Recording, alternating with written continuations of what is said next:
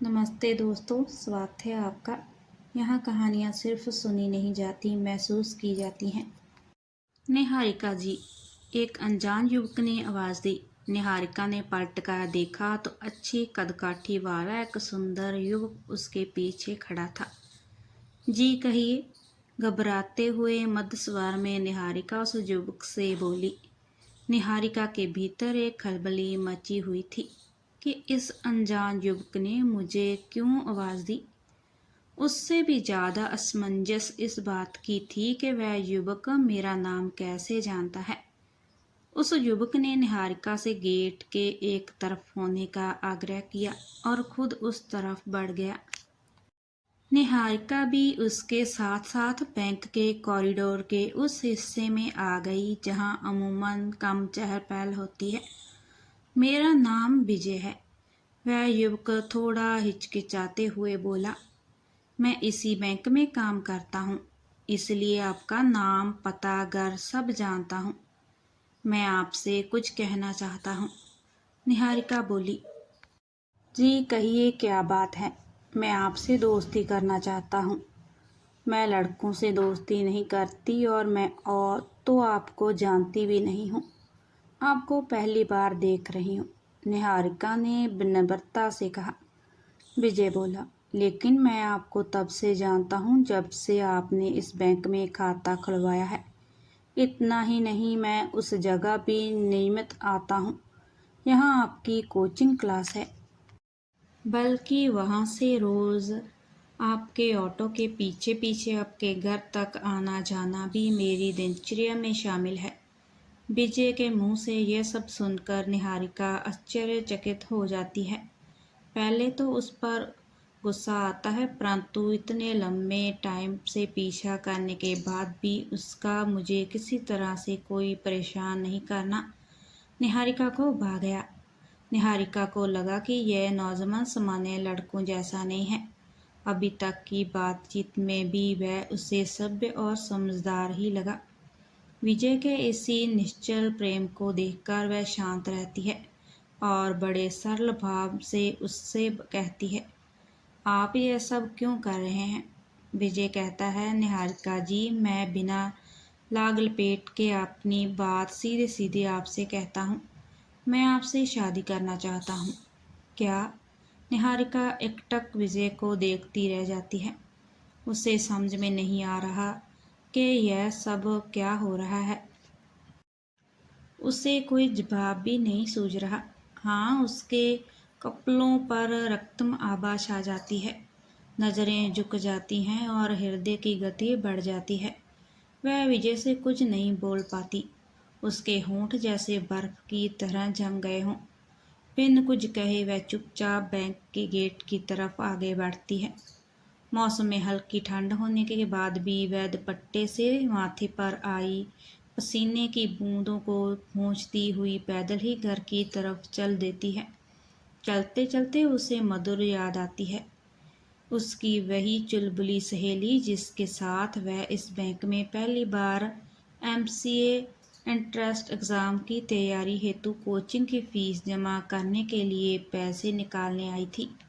पैसे निकालने के बाद जब निहारिका चलने लगी है तो उसे ऐसा महसूस होता है जैसे उसे कोई देख रहा है, पर वह ध्यान नहीं देती। उसकी सहेली मधुर चुटकी लेते हुए बोलती है, सुन निहारिका, वह लड़का थोड़ा सा और लंबा होता तो मेरे लायक था, लेकिन यह तेरे लिए बिल्कुल परफेक्ट है।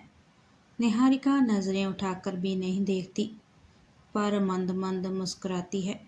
सभी सहेलियां खिलखिलाकर हंसते हुए बातों को हवा में उड़ाकर चल देती हैं।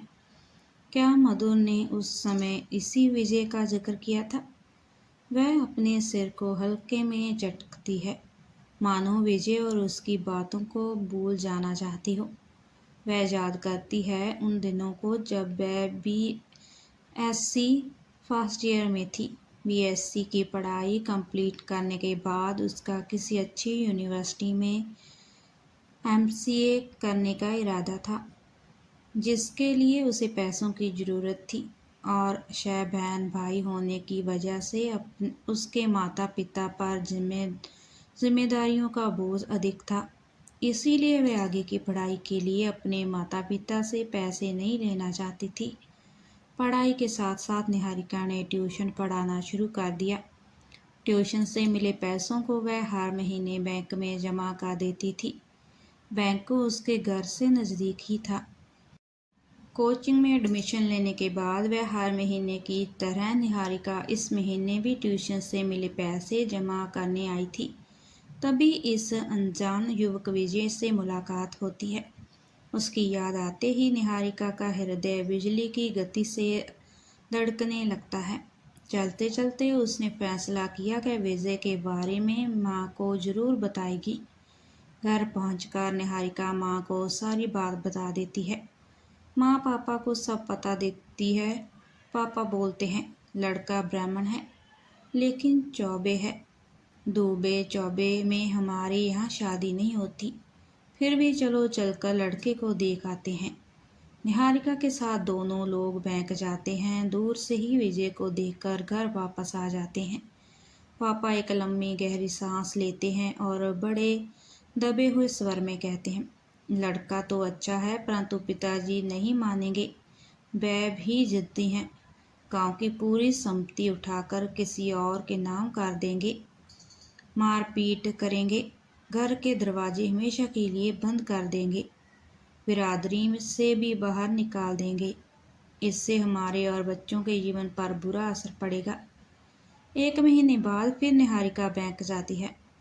पहुंचते ही विजय निहारिका को रोक लेता है, जैसे वो निहारिका का पहले से ही इंतज़ार कर रहा हो। निहारिका, मुझे थोड़ा समय दे दो, मैं तुमसे बात करना चाहता हूँ। विजय, समझने की कोशिश कीजिए, कोई फ़ायदा नहीं, मेरी शादी आपसे नहीं हो सकती। ठीक है, हम कहीं और बैठकर थोड़ी देर बात तो कर सकते हैं। ओके, बोलकर निहारिका घर वापस आ जाती है। माँ, विजय ने आज मुझे फिर रोका, कहता है कुछ देर कहीं और बैठकर मुझसे बात करना चाहता है। बोलो माँ, मैं क्या करूँ? उसका निश्चल प्रेम देखकर मैं सख्ती से बोल भी नहीं पाती। माँ, क्या कोई किसी से इतना निश्चल प्रेम कर सकता है? वह 3 साल से मेरा पीछा कर रहा है, फिर भी कभी मुझे परेशान नहीं किया, कानों कान भनक भी नहीं लगने दी। वरना आजकल के लड़के क्या क्या नहीं करते हैं, परेशान भी करते हैं और अभद्र टिप्पणियाँ भी। इनकार करने पर बदनाम करने या हासिल करने के 1000 हथकंडे अपनाते हैं। लेकिन विजय ने मुझे 3 साल के बाद प्रपोज किया। माँ, क्या कोई लड़का इतना भी शरीफ हो सकता है? माँ मुस्कुराते हुए कहती है, जाओ जाकर थोड़ी देर बात कर लो। निहारिका माँ के चेहरे को देखती ही रह जाती है। समझती है विजय सभी को पसंद है, परंतु दादाजी की वजह से हाँ नहीं कह पा रहे हैं। निहारिका भी ऐसा कोई कदम नहीं उठाना चाहती थी जिससे माँ बाप को कोई तकलीफ हो। अगले दिन निहारिका विजय से मिलने जाती है। दोनों एक रेस्टोरेंट में जाकर बैठते हैं। विजय कोल्ड ड्रिंक मंगवाता है। निहारिका, तुम्हारी सादगी भरी सुंदरता और तुम्हारे संस्कारों से मैं प्रभावित हूँ। मुझे तुमसे प्यार हो गया है, मैं तुमसे शादी करना चाहता हूँ। निहारिका जानती है ये संभव नहीं है, फिर भी उसे विजय की बातें अच्छी लग रही थी। आज विजय को सुनने का मन कर रहा था, परंतु अपने आप को संभालते हुए निहारिका कहती है, आप ब्राह्मण हैं, फिर भी हमारी शादी नहीं हो सकती। हमारे यहाँ दूबे चौबे से शादी नहीं होती। मेरे दादाजी नहीं मानेंगे। मुझे एक बार अपने पापा से मिलवा दो। मैं तुमसे वादा करता हूँ, यदि उन्होंने इनकार कर दिया तो मैं कभी तुम्हारी गली में कदम नहीं रखूँगा, कभी तुम्हें परेशान नहीं करूँगा, हमेशा के लिए चला जाऊँगा, कभी भी तुम्हारे सामने नहीं आऊँगा। निहारिका जानती थी कोई फ़ायदा नहीं होगा। पापा कभी भी दादाजी के खिलाफ नहीं जाएंगे और जाना भी नहीं चाहिए। निहारिका भी ऐसे कोई काम नहीं करना चाहती थी जिससे आगे चलकर माँ बाप और आप उसके भाई बहन को कोई परेशानी हो। नहीं विजय, हमारी शादी नहीं हो सकती। आप मुझे भूल जाइए, इसी में हम सबकी भलाई है। विजय का उदास चेहरा देखकर निहारिका भी उदास हो जाती है। और दुखी मन से घर वापस आ जाती है। आज सारी रात निहारिका को नींद नहीं आती। शायद उससे भी विजय से प्यार हो गया था। पूरी रात करवटें बदलते बदलते सुबह हो गई। सूरज धूप की चादर ओढ़ चुका था। निहारिका उठी। उसने विजय को बुलाने का प्रयत्न करते हुए अपने रोज के कामों में लग गई। 1 महीने बाद फिर निहारिका बैंक गई। आज नजरें विजय को ही ढूंढ रही थी, लेकिन विजय कहीं भी दिखाई नहीं दिया। निहारिका से रहा नहीं गया। उसने बैंक के कर्मचारियों से पूछा, आज विजय जी नहीं आए हैं? जी, विजय जी का स्थानांतरण हो गया है। उसने आश्चर्य से पूछा, कहाँ? जी, दिल्ली इंडियन ओवरसीज बैंक में।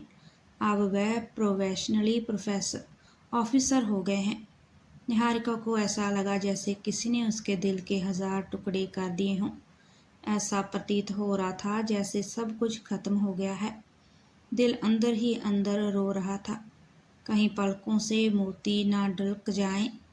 सहसा उसने अपने आप को संभाला और मन ही मन कहने लगी, उसने मुझे बताया भी नहीं, बिना बताए ही चला गया।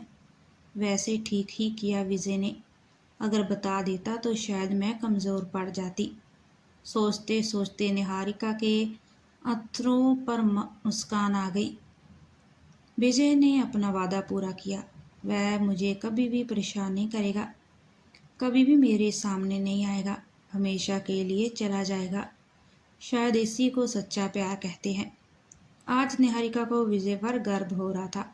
निहारिका विजय के प्रेम को हमेशा के लिए दिल के एक कोने में संजो कर रख लेती है और एमसीए की तैयारी में जुट जाती है।